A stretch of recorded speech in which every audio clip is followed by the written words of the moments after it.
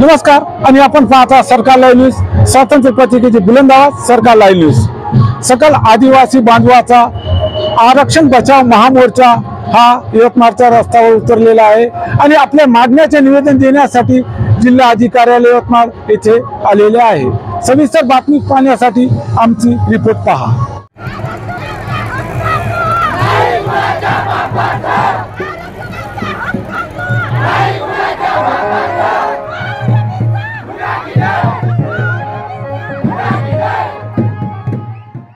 शुक्रवार दिनांक 10 ऑक्टोबर 2025 रोजी यवतमाळ येथे सकल आदिवासी समाजाच्या वतीने समता मैदान पोस्टर ग्राउंड पासून प्रमुख मार्गाने जिल्हाधिकारी कार्यालयापर्यंत या महामोर्चाचे आयोजन करण्यात आले होते। या मोर्चा सभेत रूपांतर झाले।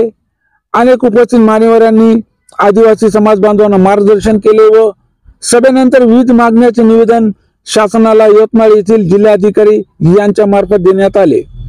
यावेळी माजी मंत्री शिवाजीराव मोघे, माजी शिक्षण मंत्री वसंतराव पुरके, माहूर किनवट विधानसभाचे आमदार भीमराव केराम, आर्णी केळापूरचे आमदार राजूभाऊ तोडसाम, साहित्यिक दशरथ मळावी, प्रमोदजी घोडामसर व या कार्यक्रमाचे आयोजक आदिवासी कुर्ची समिती अध्यक्ष राजूभाऊ चांदेकर, आदिवासी कुर्ची समिती कार्याध्यक्ष सुवर्णा वरखळे, केशव तिरानिक, विनोद सुरपाम, देवेंद्र आत्राम सर व आयोजक समितीचे संपूर्ण सदस्य व आदिवासी संघटनेचे पदाधिकारी उपस्थित होते।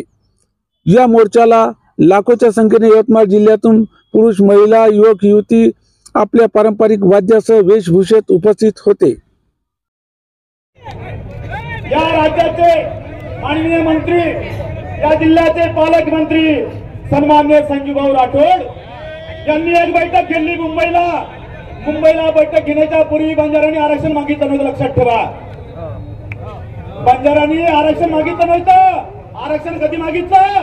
ज्यावेळेस संजूभाऊ राठोडने मुंबईला बैठक घेतली आणि त्या बैठकीत सांगितलं आम्हाला एसटीचं आरक्षण पाहिजे। त्यावेळेस महाराष्ट्राचा संपूर्ण आदिवासी उतरला, सर्वच्या सर्व सव्वीस आमदार उतरले। त्यावेळेस त्यांची भूमिका बदलवली आणि माझे सर्व बंजारी बांधवाचे नेते आम्हाला आता म्हणतात राजूभाऊ आम्हाला एसटीची मागणी नको आहे, आम्हाला आदिवासीची मागणी नको आहे, आम्हाला आदिवासीमध्ये वर्गीकरण करून एसटीची बी मागणी करा, बी वर्ग मागत आहे आता। आणि याचा अर्थ समजून घ्या, ही धकधकती आग ही आजपर्यंत कोणाला एंट्री करू दिली नाही आणि भविष्यात आम्ही एंट्री करू देणार नाही। स्वातंत्र्याच्या 75 वर्षामध्ये अनेक लोकांनी मागणी केली, धनगर असेल, बंजारी असेल किंवा कोणताही समाज असेल, त्या प्रत्येक समाजाने या आदिवासीमध्ये घुसण्याचा प्रयत्न केला।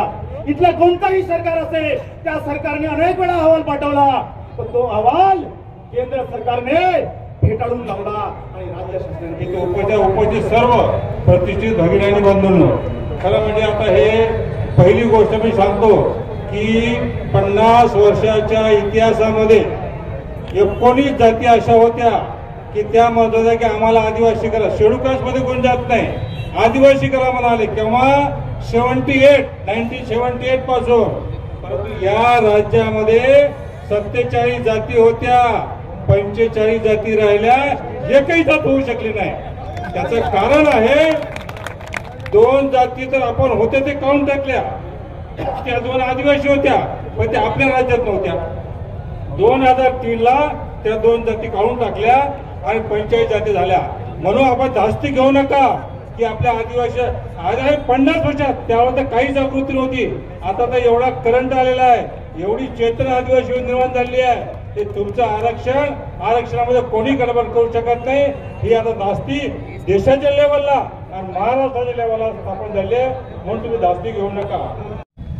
2 सप्टेंबरच्या शासकीय JRच्या नंतर आपल्या असणाऱ्या यवतमाळ जिल्ह्याच्या नेतृत्वाने खऱ्या अर्थाने किनवटला पहिला बंजारा समाजाचा मोर्चा त्यांनी आयोजित केला।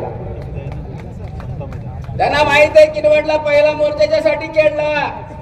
किनवट हा मूळचा तेलंगणाचा भाग आहे, आंध्र प्रदेशचा भाग आहे। तिकडचा असणारा बंजारा समाज आदिवासी मध्ये मोडतो, एक त्याला कारण आहे।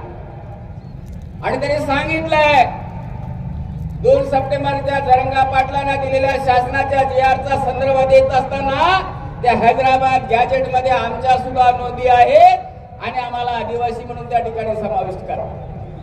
मी त्यांना किनवटमध्ये मोर्चा काढून दुसरा प्रश्न विचारला, अरे बाबा, निजाम सरकारचा असणारा हैदराबाद गेजेट डॉक्टर बाबासाहेब आंबेडकरांच्या संविधानापेक्षा मोठा आहे का? बाबासाहेबांच्या संविधानाला तुम्ही त्या ठिकाणी कमी लेखताय. बाबासाहेबांनी संविधान लिहित असताना हे देशातल्या उपेक्षित, शोषित, दलित सर्व स्तरातल्या लोकांचा दरम्यानच्या काळामध्ये प्रचंड अशा पद्धतीचा अभ्यास केला. अभ्यास करूनच या सगळ्या गोष्टी त्या ठिकाणी त्या संविधानामध्ये तरतूद त्या ठिकाणी केलेल्या. 1976 मध्ये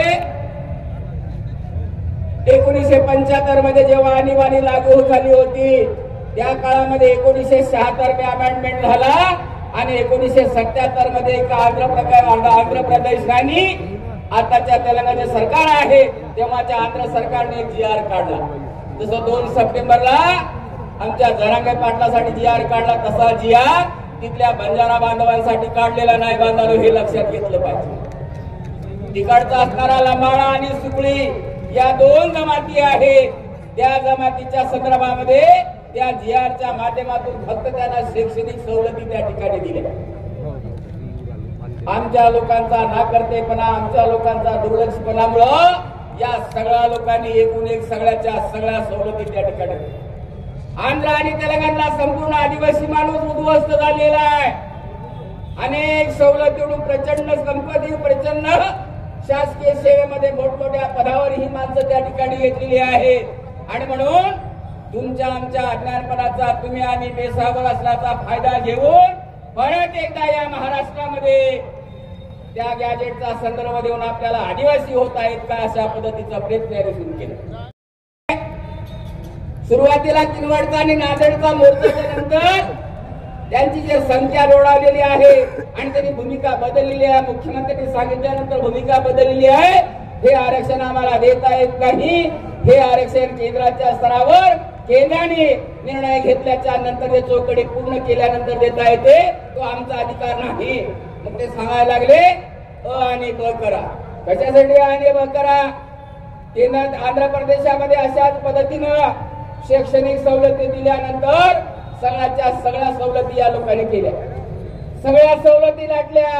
आज आमचा आदिवासी बांधव बेचिराग उद्ध्वस्त झालेला आहे आणि नेमकं त्यांना माहित आहे या बेसवतपणाचा अशाच पद्धतीच्या शासकीय GR काढून आपल्याला अंधारात ठेवून जर आपल्याला घुसखोरी करता आलं मग ग्रामपंचायत असो, जिल्हा परिषद असो, पंचायत समिती असो, वेगवेगळ्या असणाऱ्या सगळ्या लोकप्रतिनिधी म्हणून त्या ठिकाणी आपल्याला शिरकाव करता येईल असा दुर्टीपणा याच्या पाठीमागे. आपला भारत देश संविधानानुसार चालतो हे सर्वांना माहीत असताना त्या महाराष्ट्रामध्ये एक चित्र पाहायला गेलं काही दिवसाआधी. जरांगे पाटील आणि मराठ्यांनी जे मुंबई जाम केली आणि या सरकारने असंवैधानिक पद्धतीने त्यांना एक GR करून दिला आणि त्या GRच्या आधारावर येथील बंजारी समाज आदिवासी येण्यासाठी या सरकारवर दबाव आणत आहे आणि आदिवासी समाज भयभीत झाला आहे. कारण का सरकार जे आहे हे सरकार विश्वासपात्र नाही. हे सरकार खोटं सरकार आहे. हे जे शासनाचे तुम्हाला जे प्रतिनिधी जे आज बोलत आहे यांचा त्यांच्यावर विश्वास नाही. त्यांच्यामुळे आज आदिवासी समाज जागा झाला आहे आणि आदिवासी समाज यवतमाळ शहरामध्ये त्यांनी ताकद दाखवून दिलेली आहे. आमचे जरी कोणी नेते वाली नसान पण आम्ही आमचा हक्क वादित राहण्यासाठी आम्ही लाखोच्या संख्येने एकत्र आलो आहे. जर आमच्यावर अन्याय झाला तर आम्ही मुंबई, नागपूर हे जाम करू, दिल्ली पण जाम करू. त्यासाठी आदिवासी समाज लाखोच्या संख्येने एकत्र आलेला आहे. सरकार लाईव्ह न्यूज.